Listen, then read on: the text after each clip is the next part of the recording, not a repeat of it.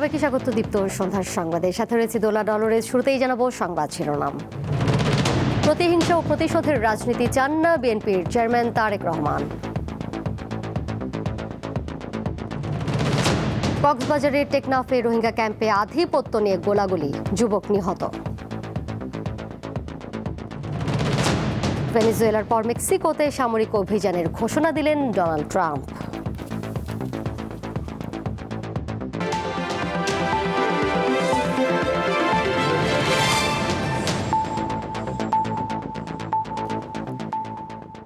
দেশে আর কোনো প্রতিহিংসা বা প্রতিশোধের রাজনীতি দেখতে চান না তারেক রহমান। শনিবার বনানীর একটি হোটেলে গণমাধ্যমের সম্পাদকদের সঙ্গে শুভেচ্ছা বিনিময় অনুষ্ঠানে এই মন্তব্য করেন তিনি। বলেন, রাজনৈতিক মতপার্থক্য থাকা স্বাভাবিক, তবে আলাপ আলোচনার মাধ্যমে বিভেদ দূর করে জাতীয় ঐক্য বজায় রাখাই সময়ের দাবি। সদ্য দলের চেয়ারম্যানের দায়িত্ব নেয়া তারেক রহমান শনিবার সাংবাদিকদের সঙ্গে শুভেচ্ছা বিনিময় করেন। রাজধানীর গুলশানে একটি হোটেলে অনুষ্ঠানের শুরুতেই প্রত্যেক সাংবাদিকের সঙ্গে কুশল বিনিময় করেন তিনি। ত্রয়োদশ জাতীয় সংসদ নির্বাচনের ঠিক আগ মুহূর্তে এমন মতবিনিময়ের আয়োজন করেন তারেক রহমান। 17 বছর পর দেশে ফিরে বিগত 1.5 দশকের নিপীড়ন, গণমাধ্যমের স্বাধীনতা ও আসন্ন জাতীয় সংসদ নির্বাচন নিয়ে নানামুখী সংকটের কথাও শোনেন তারেক রহমান। আপনি জানেন না এখানে কি হয়েছে, আপনার বিশিষ্ট লোকজন আপনাকে যা বলেছে এটাই আপনি শুনেছেন, এবং এখন যারা মিডিয়ার নতুন বন্ধুরা আপনাকে যেটা বলছে সেটাই আপনি শুনছেন, এবং সেটাই আপনি মনে করছেন এটাই বাংলাদেশের 17 বছরের ইতিহাস। বাংলাদেশের 17 বছরের ইতিহাস এটা না। আমাদের হাত পা বাঁধা হয়ে যাচ্ছে। মিডিয়া অফিসে যখন আগুন দেয়া হয়, সংবাদপত্র অফিসে যখন আগুন দেয়া হয়, তখন কিন্তু আমার ভাবতে কষ্ট লাগে যে আমরা জাহান্নামে আছি না বেহেশতে আছি। দেশের 70% মানুষ বিএনপিকে ভোট দিতে আগ্রহী, এই কথার মতো সত্যতা আছে, কিন্তু এই আগ্রহটাকে ভোটে পরিণত করতে হবে এবং তারপরে ক্ষমতায় যেতে হবে। এই তো কথা। এই কথার মধ্যে কিন্তু পুলিশ বাহিনী চলে আসে। তাদেরকে যদি আপনারা নতুন নৈতিকতা, মূল্যবোধে আপনারা শিক্ষিত করতে পারেন, তারা কিন্তু প্রস্তুত আছে আপনার সাথে কথা বলার জন্য। আমরা গণতন্ত্র চাই, স্বাধীন সাংবাদিকতা চাই এবং সুশাসন চাই। প্রায় 30 মিনিটের বক্তব্যে দলের নতুন চেয়ারম্যান বলেন, 5 আগস্টের আগে ফিরে যাওয়ার সুযোগ নেই। তাগিদ দেন গণতন্ত্র অব্যাহত রাখার। আমরা যে কোনো মূল্যে যদি এই যে জবাবদিহিতাটা, গণতান্ত্রিক প্রসেসটা যদি আমরা কন্টিনিউ করতে পারি, অনেক বেগ হয়তো আসবে, অনেক কঠিন হবে, কিন্তু একটা সার্টেন টাইম পর পর আমরা যদি গণতান্ত্রিক প্রসেসটাকে কন্টিনিউ করতে যেতে পারি, তাহলে নিশ্চয়ই আমরা অবস্থার পরিবর্তন ঘটাতে সক্ষম হব। এ সময় নিজের ও বিএনপির পরিকল্পনার কিছু অংশ তুলে ধরেন তিনি। কোনো রাজনৈতিক দলের নেতা, সদস্য কাউকে আমি আঘাত করতে চাইছি না। আমি আমার চিন্তাটা শুধু ওনাদের সামনে তুলে ধরতে চাইছি যে আসুন, মানুষের প্রতিদিনকার তার চিকিৎসা ব্যবস্থা কী হবে, তার কর্মসংস্থান কী হবে, তার পরিবারের সন্তানদের শিক্ষা ব্যবস্থা কী হবে, তার রাস্তায় বের হলে নিরাপদে সে ফিরে আসতে পারবে কিনা, এইরকম বিষয় যেগুলো আছে, এই বিষয়গুলো নিয়েও বোধহয় আমাদের আলোচনা আরো একটু বেশি হওয়া উচিত। দেশ পুনর্গঠনে গণমাধ্যম কর্মীরা দায়িত্বশীল ভূমিকা পালন করবে বলেও প্রত্যাশা করেছেন বিএনপি চেয়ারম্যান। এবং আপনারা যে কষ্ট করে অনুষ্ঠানে। রুবায়েত হাসান, দীপ্ত সংবাদ, ঢাকা। সরকার বিশেষ রাজনৈতিক দলের প্রতি ঝুঁকে যাওয়ায় নির্বাচন প্রভাবিত হওয়ার শঙ্কা রয়েছে বলে মন্তব্য করেছেন জাতীয় নাগরিক পার্টি এনসিপির আহ্বায়ক নাহিদ ইসলাম। সকালে ইউরোপীয় ইউনিয়নের নির্বাচন পর্যবেক্ষক প্রতিনিধি দলের সঙ্গে বৈঠক শেষে সাংবাদিকদের কাছে এমন মন্তব্য করেন তিনি।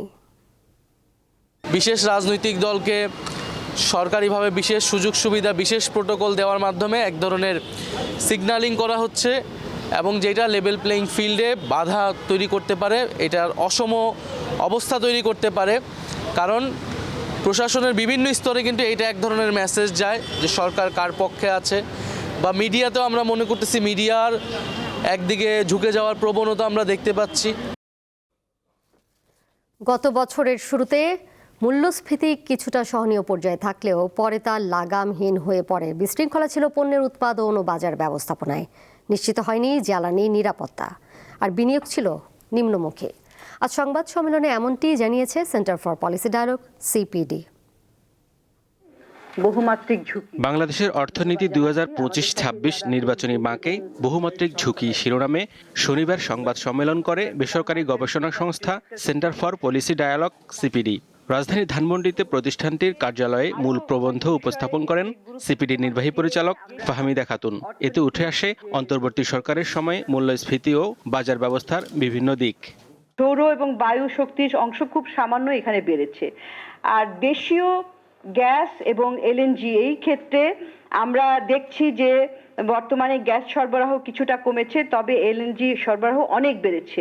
ব্যাংকের তারল্য এবং ঋণ ইত্যাদির বিষয় যদি আমরা দেখি, তাহলে দেখা যায় যে ব্যাংকে তারল্য রয়েছে কিন্তু ঋণের চাহিদা কম, কারণ বিনিয়োগ ক্ষেত্রে একটা স্থবিরতা দেখা গেছে। মজুরি যেহেতু বাড়ে নাই, মানুষের জীবনযাত্রার উপরে অত্যন্ত চাপ পড়েছে, নিম্ন আয়ের উপরে, এবং সেইটার ফলাফল আমরা দেখছি যে বিভিন্ন জরিপে যে দারিদ্র্য আবার বাড়তে শুরু করেছে। বর্তমান সরকারের আমলে জ্বালানি নিরাপত্তা ঝুঁকিমুক্ত রাখা সম্ভব হয়নি বলে উল্লেখ করেন সম্মানীয় এই ফেলো। ইম্পোর্ট তো 4%-এর মতো গ্রোথ হয়েছে। যেটা আমরা বলতে চেয়েছি সেটা হলো যে যেহেতু ইন্টারন্যাশনাল মার্কেটে কমোডিটি প্রাইস কমেছে, সেহেতু কেবলমাত্র আমি যদি ডলারের অঙ্কে বা টাকার অঙ্কে যদি আমি প্রবৃদ্ধি দেখি, তাহলে এটা পুরা চিত্রটা দিবে না। আমাদের যে বৈদেশিক ঋণ এবং তার যে বোঝা, এটা ক্রমান্বয়ে বাড়ছে এবং দেশীয় ঋণের বোঝাও বাড়ছে। সিপিডি বলছে গত 1.5 বছরে বহুমুখী উদ্যোগের কারণে আর্থিক খাতের ধস ঠেকানো গেছে, তবে সার্বিক অগ্রগতির জন্য দরকার সংস্কার প্রস্তাবের বাস্তবায়ন। সমস্ত সূচকগুলো কিন্তু একটা নেতিবাচক অবস্থায়, রিজার্ভ বৈদেশিক মুদ্রার রিজার্ভ সেটাও কিন্তু পতনের দিকে। এই গত 1.5 বছরে এই পতনটাকে বন্ধ করা গেছে কোনো কোনো জায়গায়, যে একটা ফ্রি ফল, সেটা রিজার্ভটাকে ঘুরে দাঁড়াচ্ছে, এখন এসে এটা প্রায় 6 মাসের আমদানির সমতুল্য হয়েছে। সংস্কার কার্যক্রম ধারাবাহিকভাবে বজায় রাখতে হবে। সরকারি অর্থ ব্যবস্থায় শৃঙ্খলা ফেরাতে অগ্রাধিকার দেওয়া উচিত বলে মনে করেন সিপিডির নির্বাহী পরিচালক। দুই দিকের একটা মিশ্র অবস্থায় আমরা রয়েছি। হেদায়েতুল্লাহ সীমান্ত, দীপ্ত সংবাদ, ঢাকা। কক্সবাজারের টেকনাফ উপজেলার নয়াপাড়া রোহিঙ্গা ক্যাম্পে আধিপত্য বিস্তার নিয়ে 2 পক্ষের গোলাগুলিতে নূর কামাল নামে এক যুবক নিহত হয়েছেন। রোহিঙ্গা ক্যাম্পের আইনশৃঙ্খলা রক্ষায় নিয়োজিত আর্মড পুলিশ ব্যাটালিয়ন 16-র অধিনায়ক অতিরিক্ত ডিআইজি কাউসার নিহত নূর কামাল নয়াপাড়া 27 নম্বর রোহিঙ্গা ক্যাম্পের আই ব্লকের বাসিন্দা।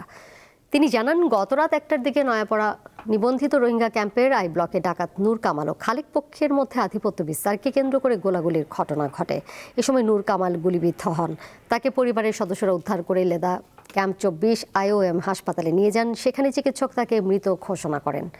ঘটনার খবর পেয়ে দায়িত্বরত এপিবিএন, পুলিশ, আনসার সদস্য সহ বিভিন্ন আইনশৃঙ্খলা রক্ষাকারী বাহিনীর সদস্যরা ঘটনাস্থলে পৌঁছে পরিস্থিতি নিয়ন্ত্রণে আনেন। পুলিশ ঘটনার সঙ্গে জড়িত ব্যক্তিদের শনাক্ত ও আটকের চেষ্টা চালিয়ে যাচ্ছে।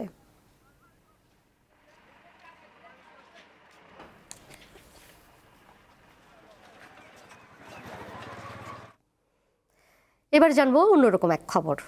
কুমিল্লায় পাখি ও বন্যপ্রাণীর অভিভাবক আবুল কাশেম, তার চারপাশ যেন ছোট্ট এক চিড়িয়াখানা।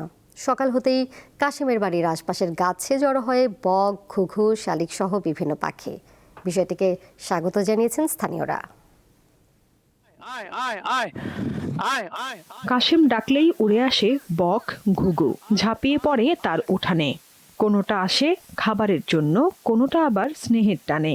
খরগোশ, বিড়াল, কুকুর সবই থাকে তার আশপাশে। কুমিল্লার মোহনা ও তিস্তা উপজেলার হাভাতিয়া নদী উড়ান বাতাকান্দিতে 2 উপজেলাকে ভাগ করেছে। নদীর উত্তর পারে বাড়িটি আবুল কাশেম ভুইয়ার। 1993 সাল থেকে প্রাণীদের প্রতি ভালোবাসার শুরু, কোনোটিকেই আটকে রাখেন না তিনি। দীর্ঘ 30-32 বছরের জার্নি, এখন আমার গ্রামের আশপাশে সবাই জানে যে আমি আসলে এই পাখিকে রেস্কিউ করি। সেজন্য ছোট ছোট ছেলেমেয়েরা যখনই তাদের সামনে এই পাখি বা জীবজন্তু বা প্রাণী এই অসুস্থ বা দুর্যোগে তারা আহত হয়, সেগুলো আমার বাড়িতে এনে দিয়ে যায়। অসুস্থ পাখি ও প্রাণীকে উদ্ধার করে চিকিৎসা করেন কাশেম। বাড়িতে তুলে আনেন অসহায় কুকুর বিড়ালকে। এছাড়া বাড়িতে আছে একজোড়া খরগোশ ও কবুতর। আমরা ডাক দিলে পাখি উড়ে যায়, আর কাশেম ভাই ডাক দিলে পাখি চলে আসে। কাশেম ভাইয়ের বাড়িতে আমরা সবাই আসি, বক পাখি দেখার জন্য। তো সময় হয়ে গেলে পাখিগুলো যখন সুস্থ হয়ে যায় তো ওই পাখিগুলো উনি মুক্ত করে দেয়। প্রচার প্রসারণ আরো বেশি দরকার। পরিবেশ প্রেমী, পরিবেশ সচেতন সৃষ্টি করার জন্য সরকারের যেমন উচিত উদ্যোক্তা সৃষ্টি করা এবং সামাজিকভাবেও এর ব্যাপকতা ছড়িয়ে দেওয়া উচিত। আবুল কাশেমের বাড়িটি যেন হয়ে উঠেছে পাখি ও প্রাণীর জন্য নিরাপদ আশ্রয়। সাদিয়া চৌধুরী, দীপ্ত, বার্তা কক্ষ। আন্তর্জাতিক প্রসঙ্গ। ভেনেজুয়েলার পর এবার দক্ষিণাঞ্চলীয় প্রতিবেশী মেক্সিকোতে সামরিক অভিযান চালানোর ইঙ্গিত দিয়েছেন যুক্তরাষ্ট্রের প্রেসিডেন্ট ডোনাল্ড ট্রাম্প। মেক্সিকো ভিত্তিক মাদক পাচারকারী গ্যাংগুলোকে নির্মূল করতে যুক্তরাষ্ট্র দেশটিতে স্থল অভিযান চালাতে পারে বলে জানিয়েছেন তিনি।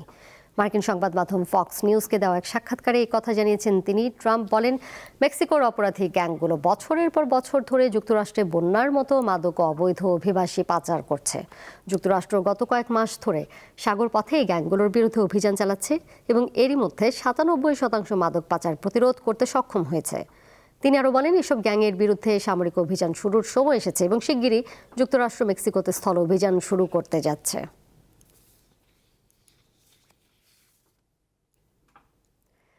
টানা 2 সপ্তাহ ধরে অর্থনৈতিক সংকটের জেরে বিক্ষোভের আগুনে জ্বলছে মধ্যপ্রাচ্যের দেশ ইরান। শুরুতে শুধু অর্থনৈতিক সংকট নিয়ে ক্ষোভ জানালেও বিক্ষোভকারীরা এখন সরকারের বিরুদ্ধে আন্দোলন করছেন। যুক্তরাষ্ট্রের প্রভাবশালী সাময়িকী টাইম ম্যাগাজিনের দাবি, চলমান বিক্ষোভে শুধুমাত্র রাজধানী তেহরানেই এক রাতে 200 জনেরও বেশি বিক্ষোভকারী নিহত হয়েছে। প্রতিবেদনে বলা হয়, গত বৃহস্পতিবার নাম গোপন রাখার শর্তে তেহরানের এক চিকিৎসক তাদের জানিয়েছেন শুধুমাত্র তেহরানের 6টি হাসপাতালে 206 বিক্ষোভকারীর মৃত্যুর তথ্য রেকর্ড করা হয়েছে, যাদের বেশিরভাগ গুলিতে প্রাণ হারিয়েছেন। অন্যদিকে ইরানি মানবাধিকার সংগঠন HRANA শুক্রবার জানায়, 28 ডিসেম্বর বিক্ষোভ শুরু হওয়ার পর থেকে অন্তত 62 জন নিহত হয়েছেন। এদিকে যুক্তরাষ্ট্রের প্রেসিডেন্ট ডোনাল্ড ট্রাম্প নতুন করে হুমকি দিয়েছেন, বিক্ষোভ যদি ইরান সরকার হত্যা করে তাহলে দেশটিতে কঠোর হামলা চালানো হবে।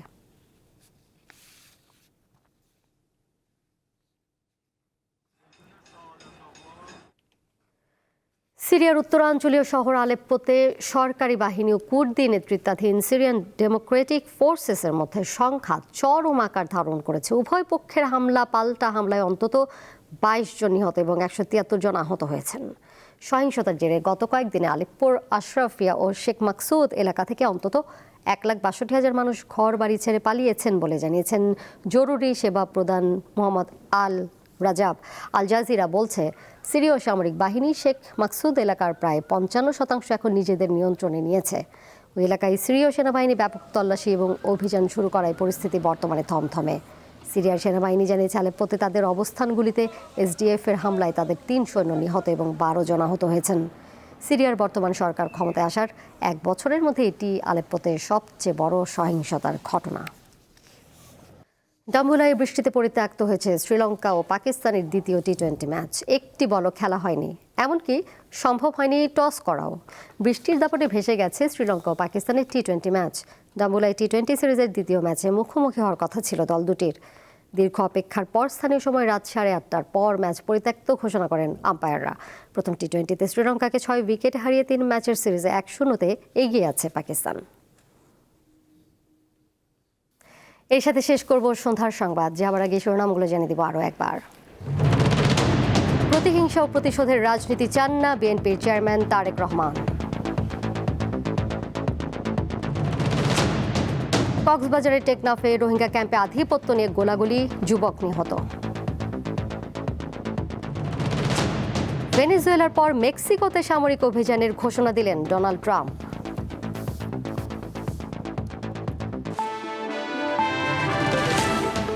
এই ছিল এখনকার মতো। পরের সংবাদ দেখবেন রাত 11টায়।